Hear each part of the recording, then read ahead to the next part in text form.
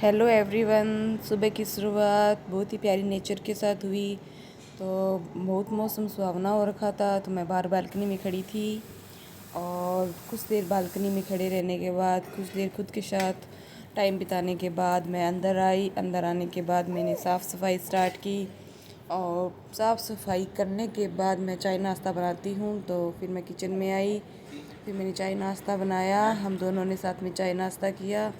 फिर लड्डू के पापा लड्डू को प्यार कर रहे हैं ऑफिस जाने से पहले, और फिर वो ऑफिस चले गए और मैंने लड्डू को सुला दिया। फिर लड्डू को सुलाने के बाद मैं आ गई किचन में लंच की तैयारी करने। तो आज मैं बना रही हूँ दाल चावल, और दाल चावल मुझे बहुत अच्छे लगते हैं खाने में, तो मैंने सोचा दाल चावल ही बना लेते हैं आज। इतनी गर्मी में बाहर आके काम करना मतलब बहुत मुश्किल लगता है।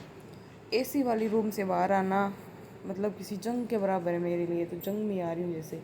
तो इतनी गर्मी के अंदर किचन में आना और फिर काम करना, तो मैं साथ में एक मेरे फिर छोटी बेबी गर्ल भी है 4 मंथ की, तो उसको भी साथ साथ में संभालना पड़ता है। बीच बीच में उसको भी संभाल के आती हूँ। वो थोड़ा बिना रोलिंग करना सीख गई है, उल्टा होना सीख गई है, सरकना सीख गई है बेड के ऊपर। तो डर लगा रहता है कहीं बेड से नीचे ना गिर जाए, तो आधा ध्यान तो मेरा कमरे में रहता है। किचन में बहुत कम रहता है और कमरे में रहता है भी, गुड़िया गिर नहीं गई हो, गुड़िया के लग ना जाए, गुड़िया उठ ना गई हो, गुड़िया रो नहीं रही हो, तो आधा ध्यान तो इधर ही। अब बीच बीच में एक एक सेकंड में कमरे में किसको संभाल के जाती हूँ और साथ साथ में काम करती रहती हूँ। और मैं अभी अभी नई मोम बनी हूँ, तो थोड़ा डर भी रहता है कोई गलती ना हो जाए बच्चे को संभालने में, क्योंकि फिर वही है ना, सुलाने में 1 मिनट नहीं लगती। कहते हैं तेरे से तेरी बेटी नहीं संभालेगी, तू क्या माँ बनेगी, ऐसे ऐसे करके लोग ताने मारते हैं फिर, तो वो भी डर लगा रहता है कुछ। फिर लड्डू भी मेरे को बहुत मुश्किल से ऐसे मतलब 9 महीने मेरे को डर ही रहा था इसका। जब मैं प्रेग्नेंट हुई थी, जब ये मेरे पेट में थी, डॉक्टर्स कहते थे आपकी सिंगल आर्टरी है मैडम। कोई कुछ कहता, कोई कुछ कहता, मतलब दिमाग में अलग अलग चीज़ें बढ़ती गई, नेगेटिविटी मतलब पूरी बढ़ती।